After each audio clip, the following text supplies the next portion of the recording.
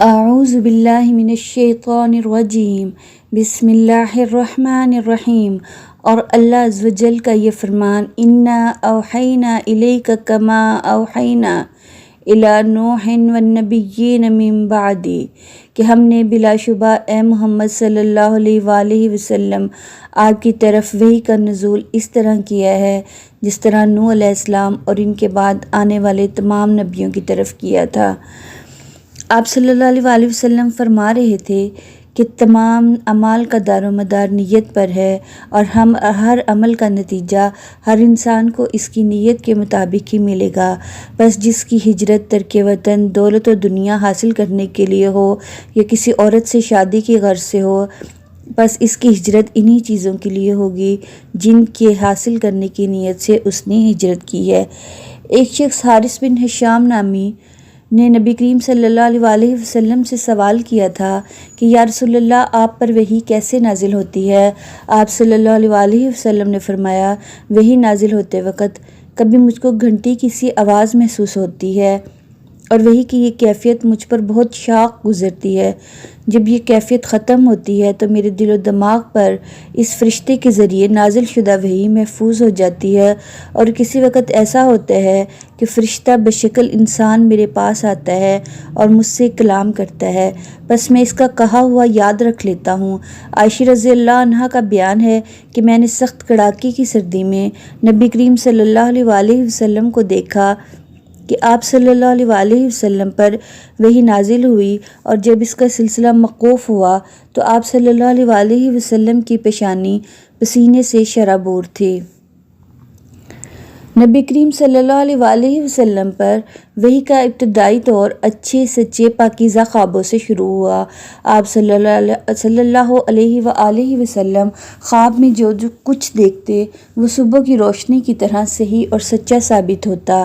پھر من جانب قدرت آپ صلی اللہ علیہ وآلہ وسلم تنہائی پسند ہو گئے، اور آپ صلی اللہ علیہ وآلہ وسلم نے غار حرا میں خلوت نشینی اختیار فرمائی، اور کئی دن اور رات وہاں مسلسل عبادت اور یاد الہی و ذکر و فکر میں مشغول رہتے۔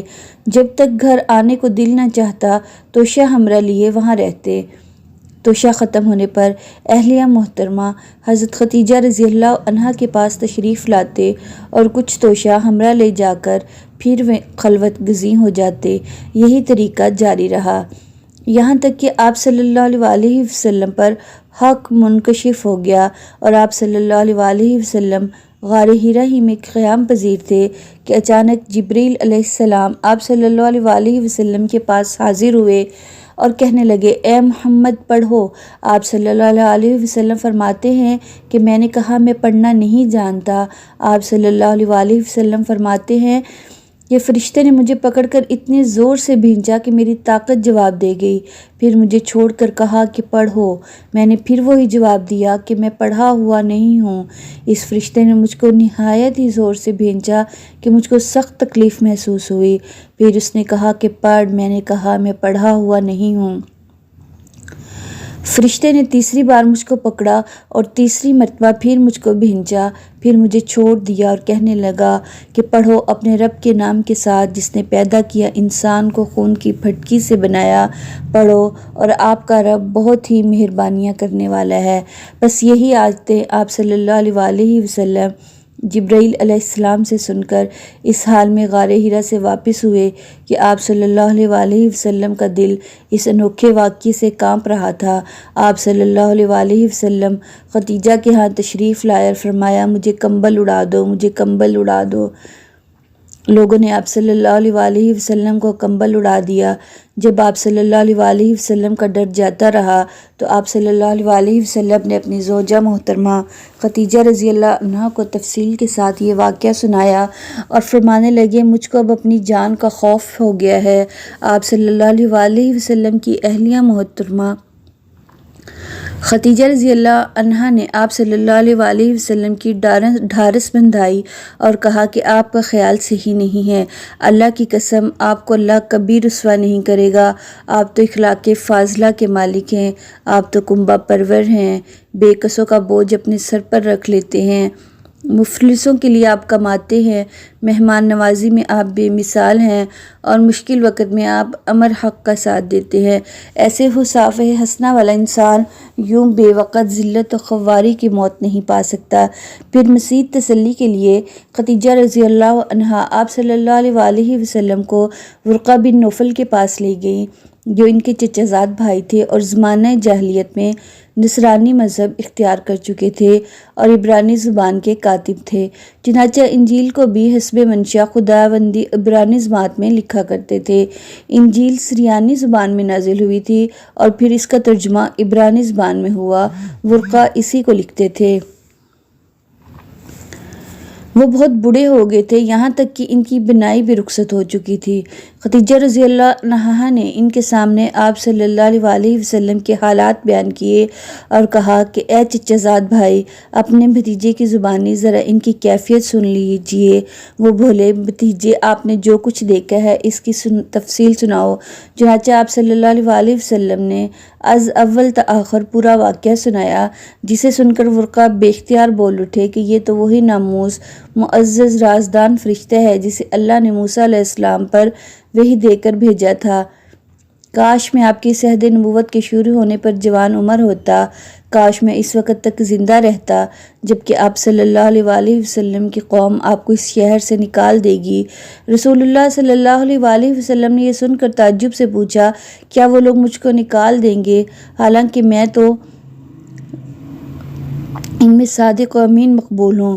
ورقہ بولا، ہاں یہ سب کچھ سچ ہے، مگر جو شخص بھی آپ کی طرح اس امر حق کو لے کر آیا، لوگ اس کی دشمن ہی ہو گئے ہیں۔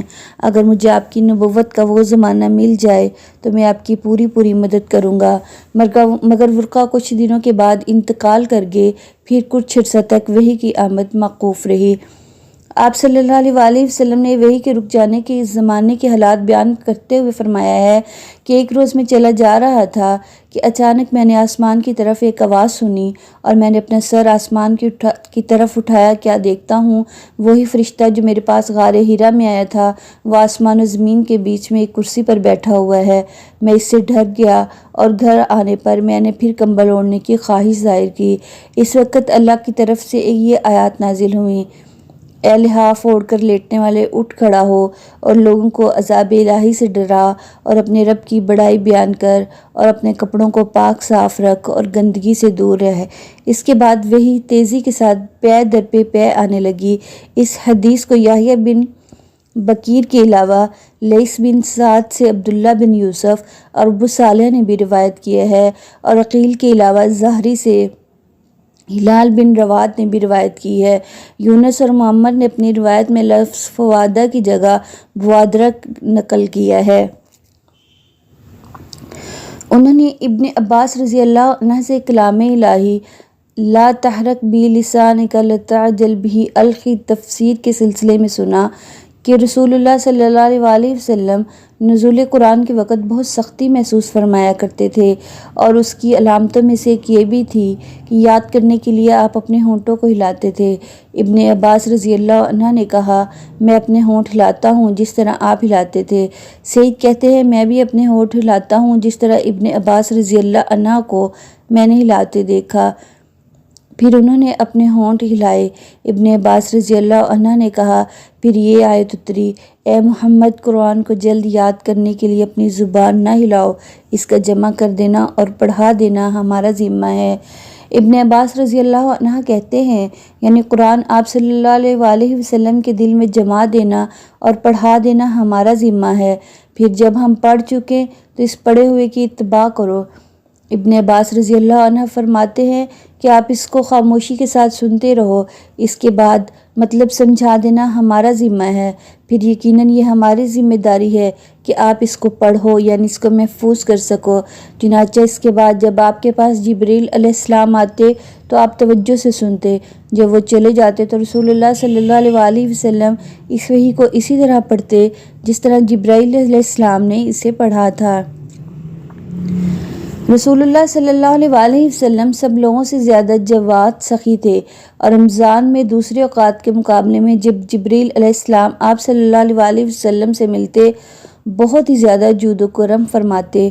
جبریل علیہ السلام رمضان کی ہر رات میں آپ صلی اللہ علیہ وآلہ وسلم سے ملاقات کرتے اور آپ صلی اللہ علیہ وآلہ وسلم کے ساتھ قرآن کا دورہ کرتے۔ غرض نبی کریم صلی اللہ علیہ وآلہ وسلم لوگوں کو بھلائی پہنچانے میں بارش لانے والی ہوا سے بھی زیادہ جود و کرم فرمایا کرتے تھے۔ ہرقل شاہ روم نے ان کے پاس قریش کے قافلے میں ایک آدمی بلانے کو بھیجا، اور اس وقت یہ لوگ تجارت کے لیے ملک شام گئے ہوئے تھے۔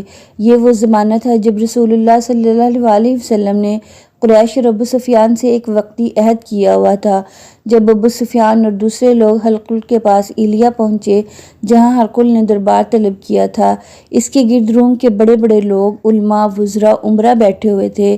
ہرقل نے ان کو اور اپنے ترجمان کو بلوایا، پھر ان سے پوچھا کہ تم میں سے کون شخص مدعی رسالت کا زیادہ قریب ہے؟ ابو سفیان کہتے ہیں کہ میں بول اٹھا، میں اس کا سب سے زیادہ قریبی رشتہ دار ہوں۔ یہ سن کر ہرقل نے حکم دیا، اس کو ابو سفیان کو میرے قریب لا کر بٹھاؤ اور اس کے ساتھیوں کو اس کی پیٹھ کے پیچھے بٹھا دو۔ پھر اپنے ترجمان سے کہا کہ ان لوگوں سے کہہ دو کہ میں ابو سفیان سے اس شخص کے حالات پوچھتا ہوں، اگر یہ مجھ سے کسی بات میں جھوٹ بولے تو اس کا جھوٹ ظاہر کر دینا۔ ابو سفیان کا قول ہے کہ اللہ کی قسم، اگر مجھے یہ غیرت نہ آتی کہ یہ لوگ مجھ کو جھٹلائیں گے تو میں آپ صلی اللہ علیہ وآلہ وسلم کی نسبت ضرور غلط گوئی سے کام لیتا۔ خیر، پہلی بات جو ہرقل نے مجھ سے پوچھی وہ یہ کہ اس شخص کا خاندان تم لوگوں میں کیسا ہے؟ میں نے کہا وہ تو بڑے اونچے اعلی نسب والے ہیں۔ کہنے لگا اس سے پہلے بھی کسی نے تم لوگوں میں ایسی بات کہی تھی؟ میں نے کہا نہیں۔ کہنے لگا اچھا اس کے بڑوں میں کوئی بادشاہ ہوا ہے؟ میں نے کہا نہیں۔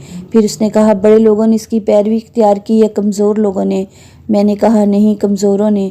پھر کہنے لگا اس کے تابعدار روز بڑھتے ہی جاتے ہیں یا کوئی ساتھی پھر بھی جاتا ہے؟ میں نے کہا نہیں۔ کہنے لگا کیا اپنے اس دعوے سے پہلے کبھی کسی موقع پر اس نے جھوٹ بولا؟ میں نے کہا نہیں۔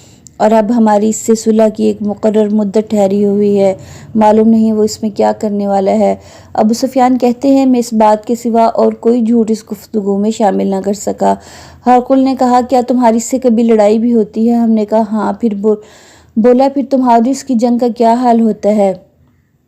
میں نے کہا لڑائی ڈول کی طرح ہے، کبھی وہ ہم سے میدان جنگ جیت لیتے ہیں اور کبھی ہم ان سے جیت لیتے ہیں۔ ہرقل نے پوچھا وہ تمہیں کس بات کا حکم دیتا ہے؟ میں نے کہا وہ کہتا ہے صرف ایک اللہ کی عبادت کرو، اس کا کسی کو شریک نہ بناؤ، اپنے باپ دادا کی باتیں چھوڑ دو اور ہمیں نماز پڑھنے، سچ بولنے، پرہیزگاری اور صلہ رحمی کا حکم دیتا ہے۔ پھر ہرقل نے اپنے ترجمان سے کہا ابو سفیان سے کہہ دے کہ میں نے تم سے اس کا نسب پوچھا تو تم نے کہا وہ ہم میں عالی نسب ہے اور پیغمبر اپنے قوم میں عالی نسب ہی بھیجے جاتے ہیں۔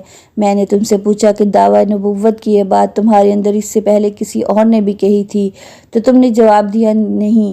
تب میں نے کہا کہ اگر یہ بات اس سے پہلے کسی نے کہی ہوتی تو میں سمجھتا کہ اس شخص نے بھی اس بات کی تقلید کی ہے جو پہلے کہی جا چکی ہے۔ میں نے تم سے پوچھا کہ اس کے بڑوں میں کوئی بادشاہ بھی گزرا ہے؟ تم نے کہا نہیں۔ تو میں نے دل میں کہا کہ ان کے بزرگوں میں سے کوئی بادشاہ ہوا ہوگا تو کہہ دوں گا کہ وہ شخص اس بہانے اپنا آباء و اجداد کی بادشاہت اور اس کا ملک دوبارہ حاصل کرنا چاہتا ہے۔ اور میں نے تم سے پوچھا اس بات کے کہنے سے یعنی پیغمبری کا دعویٰ کرنے سے پہلے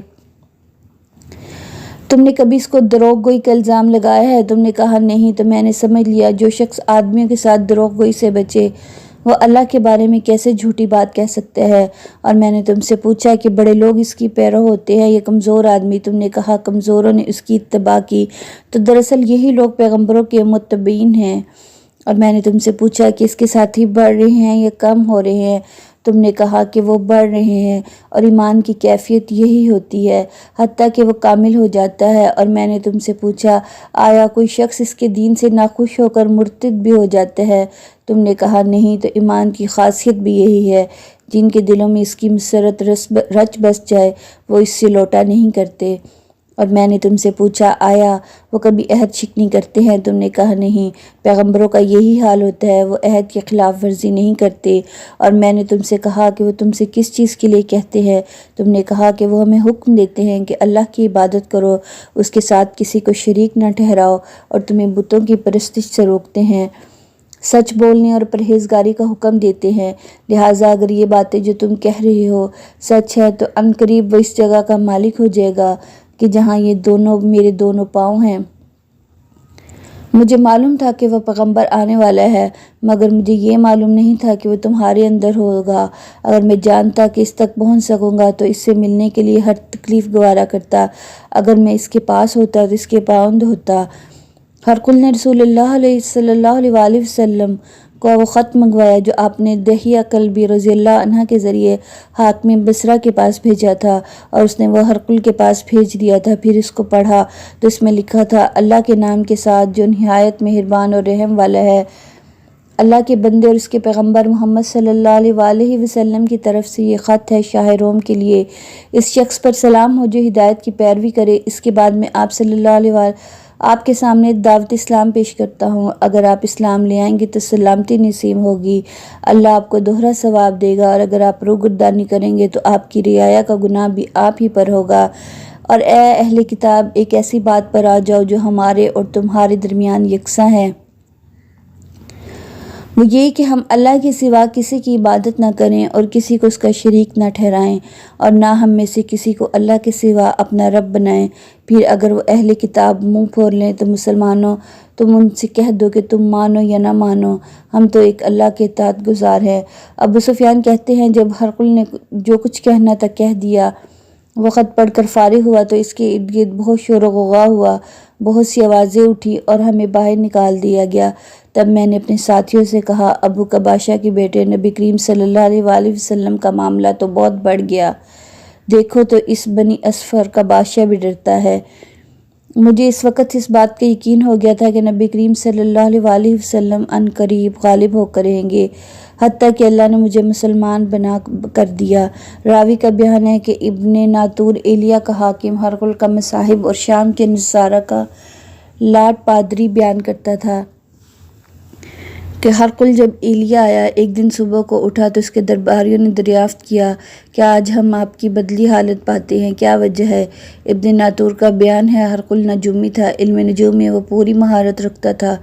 اس نے اپنے ہم نشینوں کو بتایا، میں نے آج رات ستاروں پر نظر ڈالی ہے تو دیکھا ختنہ کرنے والوں کا بادشاہ ہمارے ملک پر غالب آ گیا ہے۔ بھلا اس زمانے میں کون لوگ ختنہ کرتے تھے؟ انہوں نے کہا کہ یہود کے سوا کوئی ختنہ نہیں کرتا، سو ان کی وجہ سے پریشان نہ ہو۔ سلطنت کے تمام شہروں میں یہ حکم لکھ دیجیے کہ وہاں جتنے یہودی ہیں سب قتل کر دیے جائیں۔ وہ لوگ انہی باتوں میں مشغول تھے کہ ہرقل کے پاس ایک آدمی لایا گیا جسے شاہ غسان نے بھیجا تھا۔ اس نے رسول اللہ صلی اللہ علیہ وآلہ وسلم کے حالات بیان کیے۔ جب ہرقل نے سارے حالات سن لیے تو کہا کہ جا کر دیکھو وہ ختنہ کیے ہوئے ہیں یا نہیں۔ انہوں نے اسے دیکھا تو بتلایا وہ ختنہ کیا ہوا ہے۔ ہرقل نے جب اس شخص سے عرب کے بارے میں پوچھا تو اس نے بتلایا وہ ختنہ کرتے ہیں۔ تب ہرقل نے کہا، یہی محمد صلی اللہ علیہ وآلہ وسلم اس امت کے بادشاہ ہیں جو پیدا ہو چکے ہیں۔ پھر اس نے اپنے ایک دوست کو رومیہ خط لکھا، اور وہ بھی علم نجوم میں ہرقل کی طرح ماہر تھا۔ پھر وہاں سے ہرقل حمص چلا گیا، ابھی حمص سے نکلا ہی نہیں تھا کہ اس کے دوست کا خط اس کے جواب میں آ گیا۔ اس کی رائے بھی نبی کریم صلی اللہ علیہ وآلہ وسلم کے ظہور کے بارے میں ہرقل کے موافق تھی کہ محمد صلی اللہ علیہ وآلہ وسلم پیغمبر ہیں۔ اس کے بعد ہرقل نے روم کے بڑے آدمیوں کو اپنے حمص کے محل میں طلب کیا، اور اس کے حکم سے محل کے دروازے بند کر لیے گئے، اور پھر وہ اپنے خاص محل سے باہر آیا اور کہا، اے روم والو، کیا ہدایت اور کامیابی میں کچھ حصہ تمہارے لیے بھی ہے؟ اگر تم اپنی سلطنت کی بقا چاہتے ہو تو پھر اس نبی کی بیعت کر لو اور مسلمان ہو جاؤ۔ یہ سننا تھا کہ پھر وہ لوگ وحشی گدھوں کی طرح دروازوں کی طرف دوڑے، مگر انہیں بند پایا۔ آخر جب ہرقل نے اس بات سے ان کی نفرت دیکھی اور ان کے ایمان لانے سے مایوس ہو گیا تو کہنے لگا، لوگوں میرے پاس لاؤ۔ جب وہ دوبارہ آئے تو اس نے کہا، میں نے جو بات کہی تھی اس سے تمہاری دینی پختگی کی آزمائش مقصود تھی، سو میں نے دیکھ لی۔ تب یہ بات سن کر وہ سب کے سب اس کے سامنے سجدے میں گر پڑے اور اس سے خوش ہو گئے۔ بالآخر ہرقل کی آخری حالت یہی رہی۔ عبداللہ کہتے ہیں، اس حدیث کو صالح بن کیسان، یونس اور معمر نے بھی زہری سے روایت کیا ہے۔